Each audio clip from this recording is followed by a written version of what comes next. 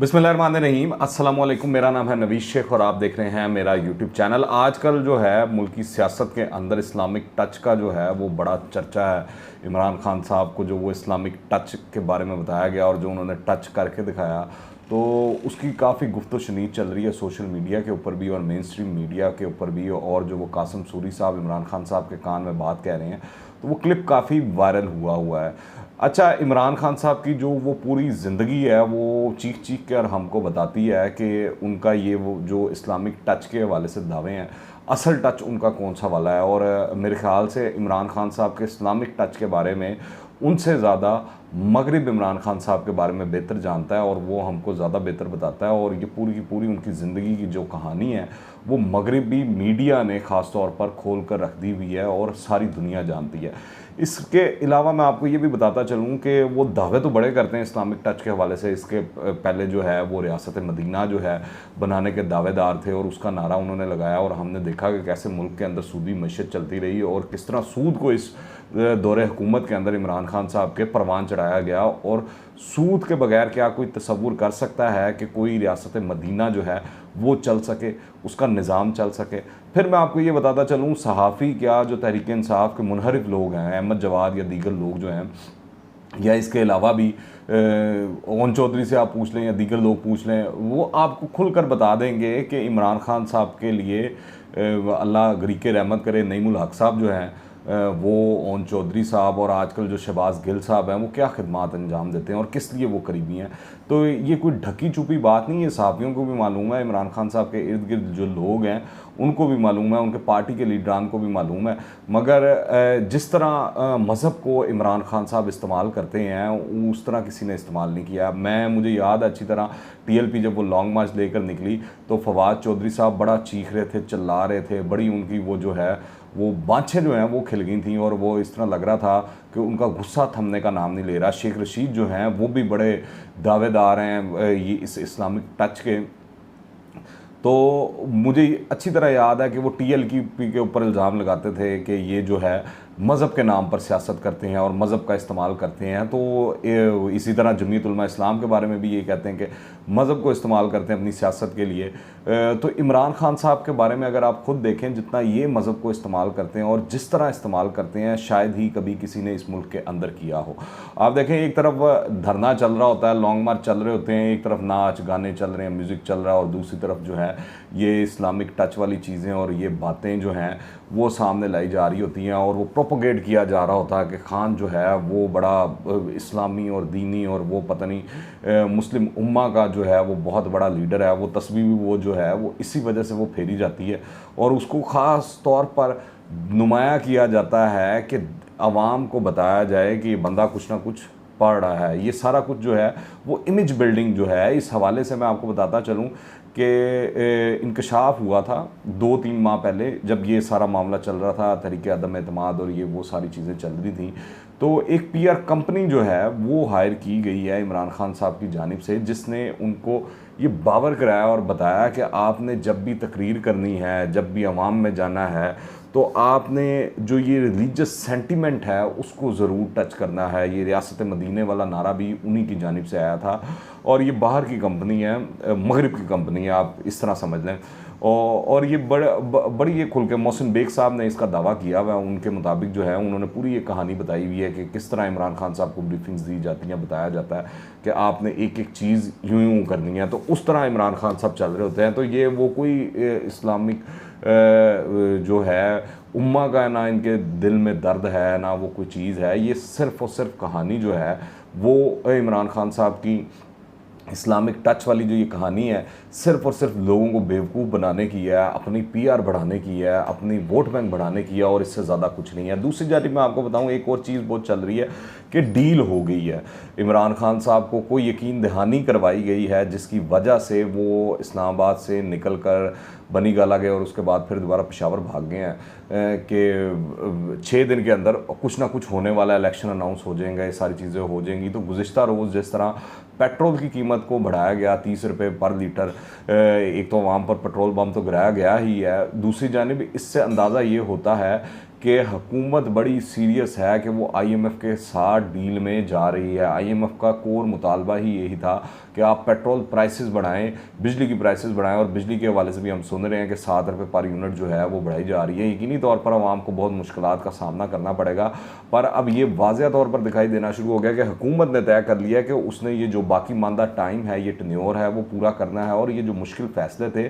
वो उन्होंने कर लिए हैं। अब दूसरी जानिब जिस तरह इमरान खान साहब के लोग बता रहे हैं कि वो बाप वाले हट जाएंगे, कोई अदालती फ़ैसला आ जाएगा, तरीक़े अदम एतमाद दोबारा शहबाज शरीफ के ख़िलाफ़ आ जाएगी, ये हो जाएगा और हुकूमत को घर जाना पड़ेगा और इलेक्शन हो जाएंगे नए, तो ये ऑन कार्ड्स कोई चीज़ दिखाई नहीं देती, मुमकिन नहीं दिखाई देता। मैं इस हवाले से बड़े बावसूख ज़राए से आपको मैं ये चीज़ बावर करवा दूँ कि इस्टेब्लिशमेंट ने PTI से ना ही कोई रब्ता किया और ना ही इनको मार्च ख़त्म करने के हवाले से कोई यकीन दहानी करवाई है। इस सिलसिले में मुमकिन डील के हवाले से जो भी ये बयानिया तश्कील दिया जा रहा है, जो मंजन बेचा जा रहा है अपने फॉलोअर्स को, सारा कुछ वो बिल्कुल गलत है। ये उम्मीद दिलाई जा रही है बेसिकली इमरान खान साहब की जानिब से अपने लोगों को कि आप डटे रहें, आप खड़े रहें, आप लगे रहें, हमारे साथ बातचीत होगी, मामलात हो गए और हम जो है अब इलेक्शन की तरफ जा रहे हैं, ये वो। तो ये बिल्कुल कोई कहानी नहीं है। जो इस्टेब्लिशमेंट वाले चैप्टर है आप इसको याद रखें और आप जहन नशीन कर लें कि वो मुकम्मल तौर पर न्यूट्रल हो गए हैं, वो चाहे किसी भी जमात के हवाले से हो, वो कोई पार्टी नहीं है। दरअसल इमरान खान साहब ने ये जो मार्च कॉल ऑफ किया, इसकी 2-3 वजूहात जो हैं मुमकिन वो बताई जाती हैं।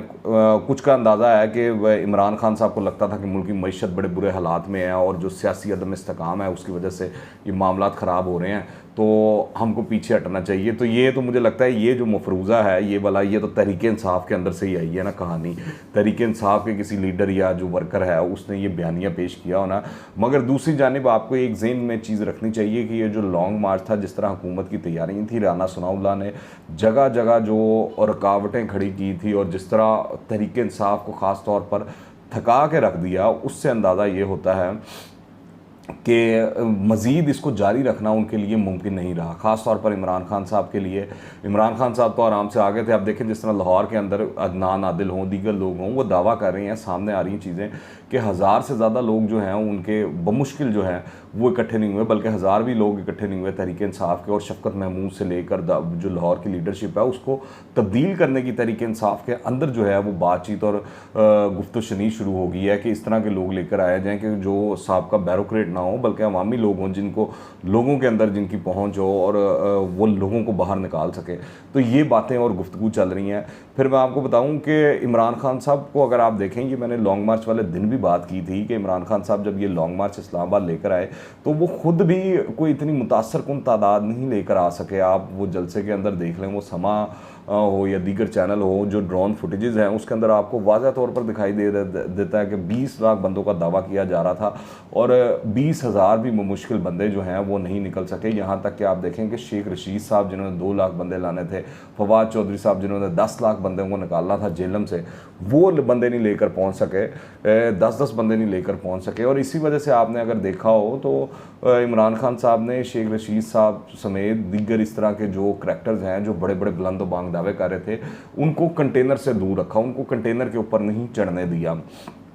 तो ये बड़ा वाज़ह पैगाम था, वाज़ह चीज़ थी कि तहरीक इंसाफ के अंदर भी इस चीज़ के ऊपर बड़ी डिबेट हुई है, बातें हुई हैं, गुफ्तगू हुई है कि हम पूरी तैयारी नहीं कर सके, या तो उजलत में इस डेट का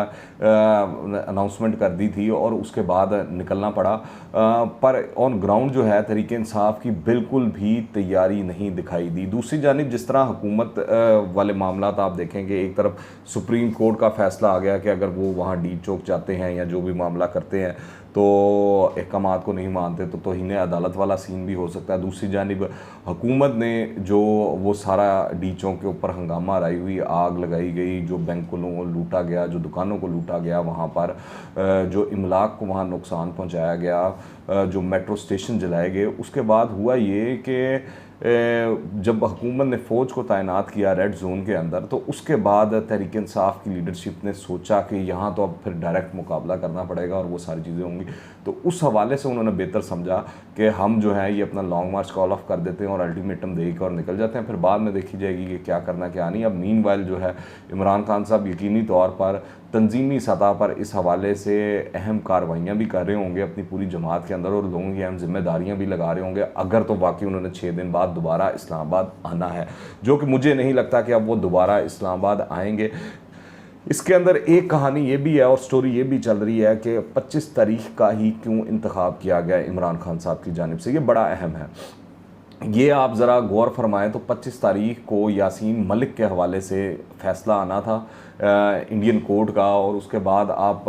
अगर इमरान खान साहब लॉन्ग मार्च ना ला रहे होते तो आप इमेजिन कर सकते हैं कि जिस तरह पाकिस्तानी मीडिया है, सोशल मीडिया है या अखबारात हैं या दुनिया भर में जहाँ जहाँ पाकिस्तानी है, तो वो यासीन मलिक की बात हो रही होती है, हर जगह यासीन मलिक का नारा लग रहा होता, जो मोदी है उसका सफाक चेहरा लोगों को दिखाया जा रहा होता, जो भारत है उसका असल किरदार जो है वो लोगों को दिखाया जा रहा होता, जो कश्मीरियों पर मुजालिम है वो लोगों को दिखाए जा रहे होते। पर इमरान खान साहब का ये 25 तारीख को लॉन्ग मार्च लेकर इस्लामाबाद पर आना, इसकी वजह से ये तमाम जो पूरा एक नैरेटिव पाकिस्तान या पाकिस्तान के रियासती इदारे या मीडिया या सोशल मीडिया के ऊपर वो बिल्ड किया जा सकता था, वो नहीं हो सका क्योंकि सब के सब लॉन्ग मार्च पर लगे रहे। आप इस हवाले से क्या राय रखते हैं नीचे कमेंट्स में लाजमी बताइएगा, दुआओं में याद रखें। अनटिल द नेक्स्ट टाइम, अल्लाह हाफिज़।